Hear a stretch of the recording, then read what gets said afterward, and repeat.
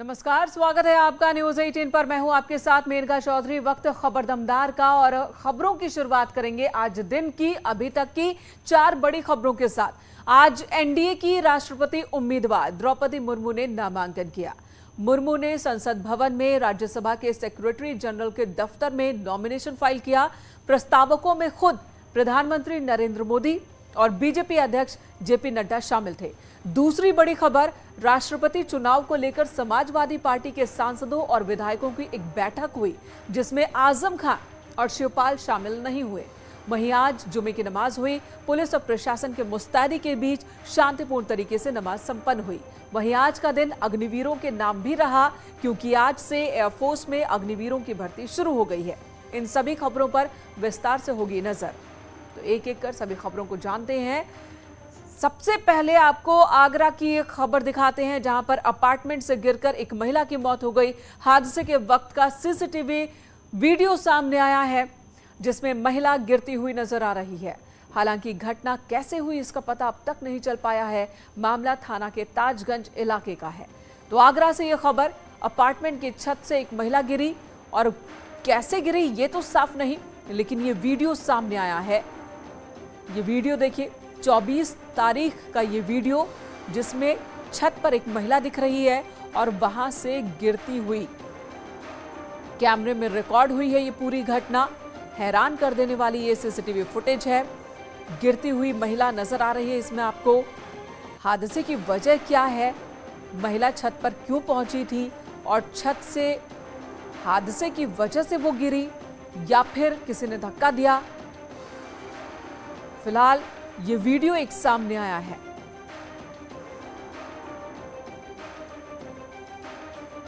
तो आज एक हादसा जिसमें एक महिला अपार्टमेंट की छत से गिरी, उसकी जान चली गई है और सीसीटीवी फुटेज अब सामने आई है जिसमें महिला गिरती हुई दिख रही है।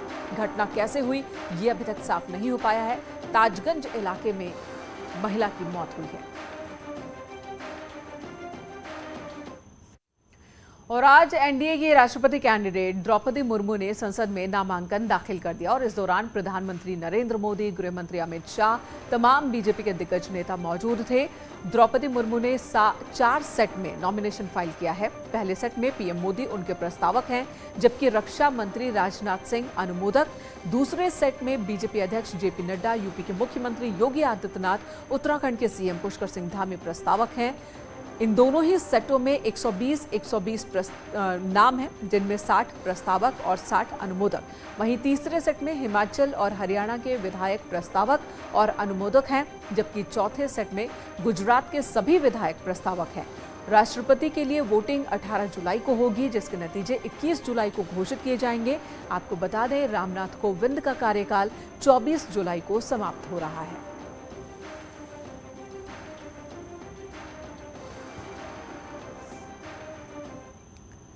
और नॉमिनेशन से पहले द्रौपदी मुर्मू ने संसद भवन पहुंचकर राष्ट्रपिता महात्मा गांधी को नमन किया, जिसके बाद उन्होंने बाबा साहेब आंबेडकर की मूर्ति पर माल्यार्पण किया।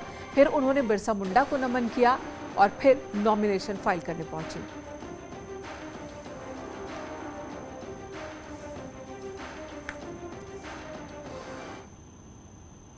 द्रौपदी मुर्मू के नॉमिनेशन के बाद उत्तराखंड के सीएम पुष्कर सिंह धामी ने इसे ऐतिहासिक फैसला बताया। तो वहीं बीजेपी का मानना है कि मुकाबले में द्रौपदी मुर्मू के सामने यशवंत सिन्हा कहीं नहीं टिकते हैं। देखिए, ये बहुत बड़ा ऐतिहासिक फैसला है जहां एक आदिवासी जनजाति समुदाय से द्रौपदी मुर्मू जी आती हैं। उनका पूरा जीवन संघर्षों में रहा है और उन्होंने सामान्य स्थितियों और सामान्य परिस्थितियों से अपने जीवन को प्रारंभ किया है और उनके राष्ट्रपति बनने से निश्चित रूप से देश के एक बहुत बड़े वर्ग में जो हमारा आदिवासी समुदाय है, जनजाति समुदाय है, उन सभी में एक देशभक्ति की भावना, मैं कहूँगा संविधान के प्रति भावना, देश के प्रति भावना, उनमें एक आशा का भाव। और मैंने देखा उनको, मेरा तो पहली बार ही उनसे प्रत्यक्ष एक प्रकार से परिचय हुआ। उनके बारे में जानता था, पढ़ता था कि किस प्रकार का संघर्ष का उनका जीवन रहा है। उन्होंने मैंने पाया कि बहुत ही विनम्र, बिल्कुल जो है जमीन से जुड़ा हुआ ऐसा व्यक्तित्व उनका है और वास्तव में उनका राष्ट्रपति पद के लिए चयन माननीय मोदी जी ने किया, पार्टी ने किया, एनडीए ने किया, ये सोच करके, देख करके गर्व होता है और बहुत अच्छे ढंग से नामांकन हुआ। और मुझे तो ये लगता है कि कोई विरोध के लिए विरोध करे, अन्यथा उनका विरोध करने का किसी का भी साहस दल का नहीं होगा। और इसलिए मुझे तो ऐसा लगता है कि यशवंत सिन्हा जी का कोई मुकाबला मुर्मू से नहीं है। वो यशवंत जी बहुत पीछे है। तो माना जा रहा है और ये मानकर चलिए कि राष्ट्रपति उम्मीदवार एनडीए की यानी कि द्रौपदी मुर्मू वो ही इस इलेक्शन में जीतने वाली हैं। यशवंत सिन्हा उनके सामने खड़े हैं, लेकिन विपक्ष के पास वो वोट वैल्यू नहीं जो कि एनडीए के पास है। अब एनडीए के पास कितने वोट वैल्यूज हैं ये भी आपको बताते हैं कि किसके पास कितने मत हैं, राष्ट्रपति उम्मीदवार के इस दौर में कौन कहाँ है। अगर हम बात कर ले बीजेपी की, तो इस वक्त बीजेपी के पास आप देख रहे हैं इन ग्राफिक्स के जरिए कि बीजेपी के पास इस वक्त कितने वोट हैं। यहां 4,59,414। तो वहीं सहयोगी जेडीयू के पास 7,785 से 14,700। बात एआईएसडीएमके की कर लें तो 11,616 से 4,200। वाईएसआरसीपी 23,850 से 19,600। वहीं बीजेडी यानी कि नवीन पटनायक की पार्टी 16,986 से 14,700।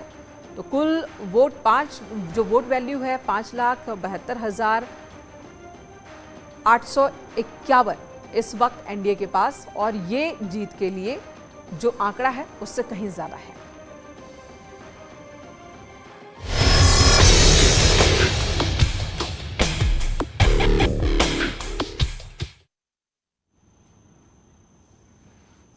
इन सब के बीच समाजवादी पार्टी के राष्ट्रीय अध्यक्ष अखिलेश यादव को डर सता रहा है कि राष्ट्रपति चुनाव में कहीं क्रॉस वोटिंग ना हो जाए, और इसे लेकर आज समाजवादी पार्टी के सांसदों और विधायकों की बैठक हुई। बैठक में पार्टी अध्यक्ष अखिलेश यादव की अध्यक्षता में ये मीटिंग हुई है, जिसमें कई बड़े नेता मौजूद थे। हालांकि आजम खां इस मीटिंग में भी नहीं पहुंचे। बैठक में अखिलेश ने निर्देश दिया कि राष्ट्रपति चुनाव के दौरान क्रॉस वोटिंग बिल्कुल ना हो। और बैठक से जुड़ी एक और बात जो गौर करने वाली है कि एसपी विधायक आजम खां और समाजवादी पार्टी से ही विधायक शिवपाल सिंह यादव इस मीटिंग में नहीं थे, जिसके बाद सवाल ये उठ रहा है कि क्या इसी वजह से अखिलेश को क्रॉस वोटिंग का डर भी सता रहा है।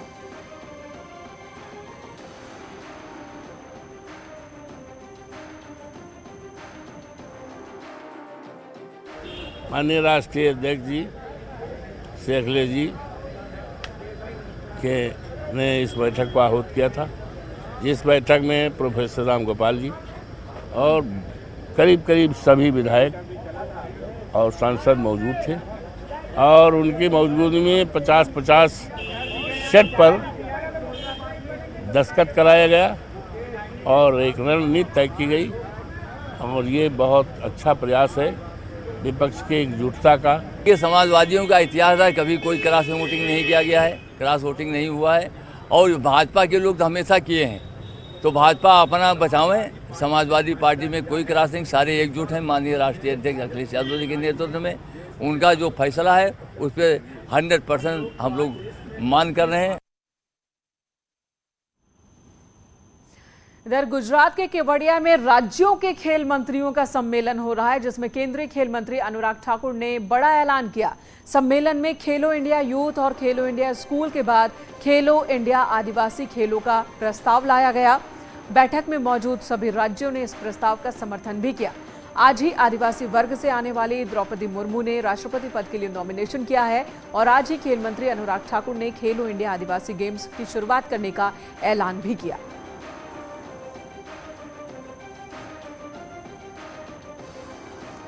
तो राज्यों के खेल मंत्रियों की मौजूदगी में केंद्रीय खेल मंत्री अनुराग ठाकुर ने बड़ा ऐलान किया। खेलो इंडिया यूथ के तहत ही खेलो इंडिया एक और यहां पर कैंपेन की शुरुआत की है, जिसका नाम है खेलो इंडिया आदिवासी गेम्स। ऐलान किया उन्होंने, जिसकी शुरुआत हुई है। इधर दिल्ली दौरे पर पहुंचे सीएम योगी आदित्यनाथ के यूपी के विकास को लेकर केंद्र के कई मंत्रियों के साथ उन्होंने बैठक की। सीएम योगी ने केंद्रीय सड़क परिवहन मंत्री नितिन गडकरी, रेल मंत्री अश्विनी वैष्णव, केंद्रीय जहाज रानी मंत्री सर्बानंद सोनोवाल और केंद्रीय संस्कृति मंत्री जी किशन रेड्डी से मुलाकात की है। ब्रज क्षेत्र के विकास को लेकर ही इन सभी केंद्रीय मंत्रियों से अलग अलग वार्ता की है। सीएम ने केंद्रीय मंत्री नितिन गडकरी से ब्रज 84 कोस परियोजना को लेकर चर्चा हुई। ब्रज तीर्थ पथ परियोजना को लेकर और गोवर्धन कनेक्ट परियोजना को लेकर चर्चा हुई। तो वहीं रेल मंत्री अश्विनी वैष्णव से सीएम योगी ने मथुरा वृंदावन रेल मार्ग के संबंध में मथुरा वृंदावन रेल लाइन पर बातचीत की है। लाइट रेल ट्रांजिट सिस्टम के निर्माण को लेकर और मथुरा जंक्शन पर टूरिस्ट फैसिलिटेशन सेंटर के निर्माण को लेकर। सीएम योगी ने केंद्रीय जहाज रानी मंत्री सर्बानंद सोनोवाल से वृंदावन मथुरा गोकुल को जोड़ते हुए यमुना नदी पर जलमार्ग को विकसित किए जाने की संभावनाओं को लेकर चर्चा की। वहीं केंद्रीय संस्कृति मंत्री जी किशन रेड्डी के साथ ब्रज क्षेत्र में पौराणिक और ऐतिहासिक धरोहरों को फिर से संजोने को लेकर चर्चा हुई है।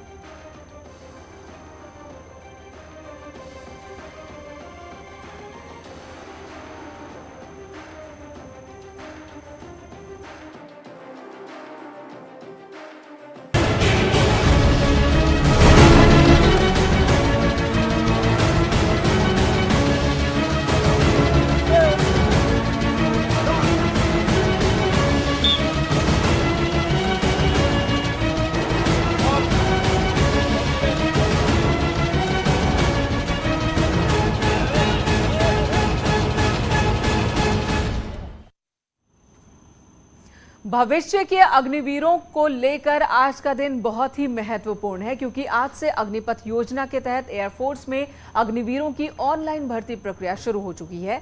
ऑनलाइन परीक्षा ठीक 1 महीने बाद यानी कि 24 जुलाई को होगी। इस पद को वायुसेना ने अग्निवीर वायु का नाम दिया है।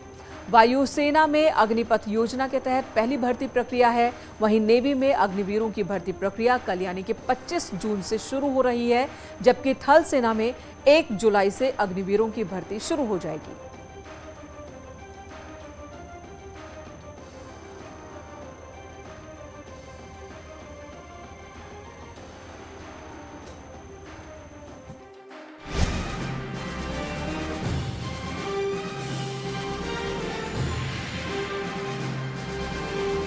अग्निवीरों में सेना ज्वाइन करने जाने का जोश, शहर शहर युवाओं की ट्रेनिंग,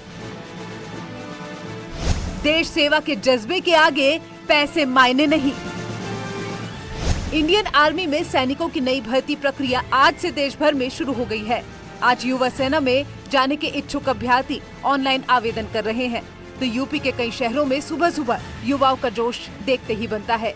कल इंडियन नेवी तो 1 जुलाई को थल सेना में आवेदन शुरू हो जाएंगे, जिसको लेकर युवा पूरे दमखम से ट्रेनिंग में जुटे हुए हैं।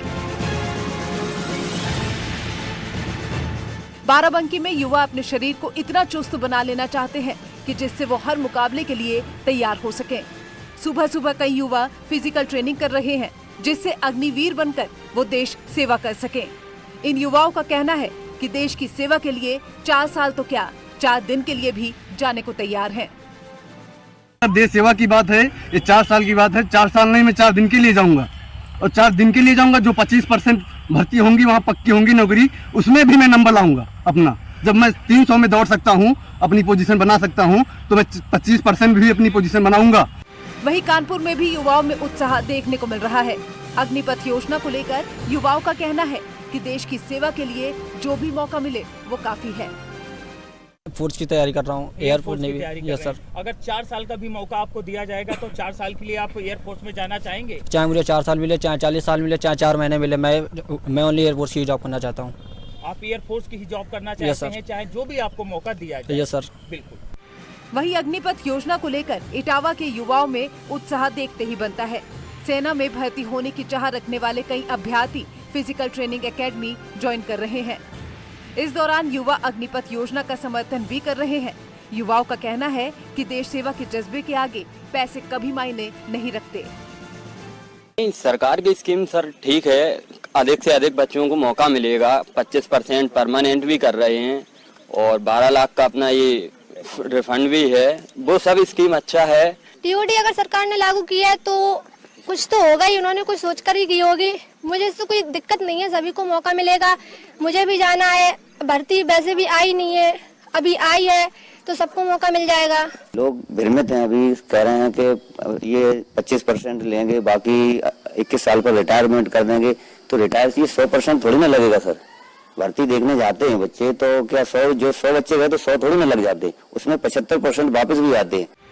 देश सेवा का जज्बा लिए युवाओं में अग्निवीर योजना को लेकर कई सवाल हैं, लेकिन मन में कोई मलाल नहीं है। वो किसी भी कीमत पर देश की सेवा करना चाहते हैं। Team news 18।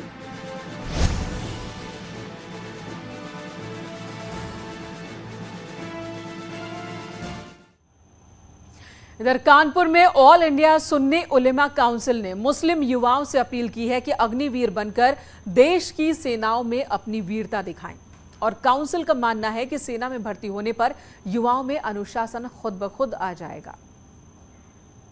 पूरे प्रदेश और भारत में उबाल है, लोग सरकारी संपत्तियों को नष्ट कर रहे हैं। इन सब के बीच कानपुर में यहाँ के मुस्लिम एसोसिएशन के लोगों ने कोई अपील की। क्या की उनसे जानते हैं सर, क्या अपील की है मस्जिदों से? देखिए, मैंने ये अपील की है कि हमारे यहाँ जो नौजवान 17 से 24 साल के नौजवान जो बेरोजगार बेकार घूम रहे हैं, उनको एक सुनहरा अवसर मिल रहा है कि वो इससे देश की भी सेवा कर सकते हैं, सीमाओं की सुरक्षा में अपनी कुर्बानी भी दे सकते हैं, और उनको इसमें आगे बढ़कर किसी विवाद में ना पड़ करके इस अवसर का पूरा लाभ उठाना चाहिए। यही अपील आइमा मसाजिद के जरिए हमने नौजवानों से करवाई। सर, ये पत्थरबाजी कर रहे हैं, इन पत्थरबाजों के लिए क्या कहेंगे सर आप? जब वो सेना में आए डिसिप्लिन अपने आप आ जाएगा, क्योंकि फोर्सेस के अंदर डिसिप्लिन इतना सख्त सिखाया जाता है कि इन डिसिप्लिन अपने आप खत्म हो जाएगी। ये एक मौका है और सरकार को चाहिए भरपूर मुस्लिम नौजवानों को इसमें शामिल करके डिसिप्लिन बना दे। तो आपने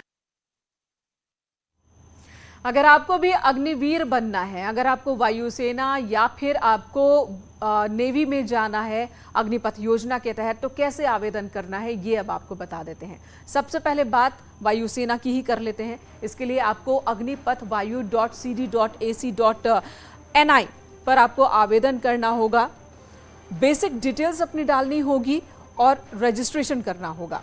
उम्मीदवारों को ऑनलाइन ही ये फॉर्म भरना है। अब रही बात कि इसके लिए शुल्क कितना, तो फॉर्म जमा करने के लिए आपको 250 रुपए का आवेदन शुल्क देना होगा। चलिए बात एयरफोर्स की कर लेते हैं कि अगर आप एयरफोर्स में आवेदन करना चाहते हैं अग्निपथ योजना के तहत तो क्या करें। तो आपको career.airforce.nic.in पर आपको जाना है और लॉगिन करने के बाद यहाँ पर आपको अपने फॉर्म को अपलोड करना है। इंडियन नेवी ज्वाइन करने के लिए joinindiannavy.gov.in इस वेबसाइट पर जाकर भी आप ज्वाइन कर सकते हैं। वहीं थल सेना में जाने के लिए joinindianarmy.nic.in पर जाकर आप अग्निपथ योजना के तहत ऑनलाइन अपना रजिस्ट्रेशन करवा सकते हैं। शुल्क भी आप ऑनलाइन ही जमा कराएंगे, जिसके बाद आप इसके परीक्षा में अपीयर होने के लिए एलिजिबल हो जाएंगे। इन चरणों में चयन कौन कौन से चरण हैं, ऑनलाइन टेस्ट कैसे होंगे, शारीरिक स्वास्थ्य परीक्षण से आपको सबसे पहले जिसे PFT कहते हैं वहां से गुजरना होगा। अंतरिम चयन सूची 1 दिसंबर 2022 को जो चयन सूची है वो आ जाएगी। एनरोलमेंट 11 दिसंबर 2022 को एनरोलमेंट हो जाएगा और ये बताया जा रहा है कि इसी साल के आखिर में पहला अग्निवीर देश की सेवा में लग भी जाएगा। सैलरी के साथ हार्डशिप अलाउंस क्या क्या मिलेगा अग्निवीरों को, सुविधाएं क्या क्या ये भी बता दें। सैलरी मिलेगी और सैलरी के साथ ही हार्डशिप अलाउंस भी होगा जो कि आम सैनिक की तरह ही होगा। सेवा के दौरान CSD कैंटीन की सुविधा होगी, यानी कि इन 4 सालों में आप उस कैंटीन का सुविधा ले सकते हैं जो बाकी आर्मी के लोगों को मिलता है। ट्रैवल अलाउंस, यूनिफॉर्म अलाउंस ये भी इन 4 सालों के दौरान मिलता रहेगा। दूसरे सैनिकों की तरह ही सेवा के दौरान 48 लाख का एक इंश्योरेंस पैकेज भी दिया जाएगा अग्निवीरों को। साल में 30 दिन की छुट्टी होगी, मेडिकल लीव अलग से होगी। तो ये सुविधा भी है जो कि आम सैनिकों को भी ये सुविधा मिलती है। वहीं अग्निवीरों को सुविधाएं क्या क्या मिलेंगी ये तो बता दिया आपको। उधर अग्निपथ योजना के विरोध में पिछले कुछ दिनों से हिंसा को लेकर केरल के राज्यपाल आरिफ मोहम्मद खान ने क्या कहा है ये भी आपको बता दें। आरिफ मोहम्मद खान ने चिंता जताई है। उन्होंने कहा कि सभ्य समाज में हिंसा की कोई जगह नहीं है। जरूरी नहीं है कि मैं हर चीज से सहमत हूं, आप हर चीज से सहमत हो, लेकिन जिस चीज के ऊपर एक फैसला हो जाएगा लोकतांत्रिक तरीके से, हमें वो पसंद भी नहीं तो हम उसको स्वीकार करेंगे। लोकतंत्र ऐसे चलता है। तो ये लोकतंत्र के साथ विश्वासघात है और वो लोगों को खुद को अंदाजा नहीं है कि वो कितना बड़ा नुकसान कर रहे हैं। और अब आज शुक्रवार की कर लेते हैं। आज शुक्रवार यानी कि जुमे का दिन और यूपी में जुमे की नमाज शांतिपूर्ण तरीके से संपन्न हुई है। शहर शहर सुरक्षा के पुख्ता इंतजाम किए गए थे। प्रमुख मस्जिदों के आसपास पुलिस फोर्स तैनात रही तो LIU इंटेलिजेंस के अलावा साइबर सेल को भी अलर्ट पर रखा गया। संवेदनशील इलाकों में पुलिस ने फ्लैग मार्च किया। 165 कंपनी PAC और 10 कंपनी पैरामिलिट्री फोर्स तैनात की गई। सोशल मीडिया पर भी पैनी नजर रखी गई तो अफवाह को फैलाने वालों पर भी नजर रखी गई थी। 3 अलग अलग जगहों की तस्वीरें इस वक्त आप देख रहे हैं। पहली तस्वीर कानपुर की, जहां पर 3 जून को हिंसा हुई थी, लिहाजा पुलिस इस बार पूरी मुस्तैदी से जुटी रही। दूसरी तस्वीर वाराणसी की, 10 जून को पत्थरबाजी और बवाल यहां पर हुआ था। दोनों बड़े शहरों में पुलिस आज नजर आई, हर जगह चप्पे चप्पे पर। इस बार जुमे के दिन किसी भी तरह की दिक्कत ना हो, इसके लिए पुख्ता इंतजाम किए गए थे। गाजीपुर में भी कुछ यही हाल रहा।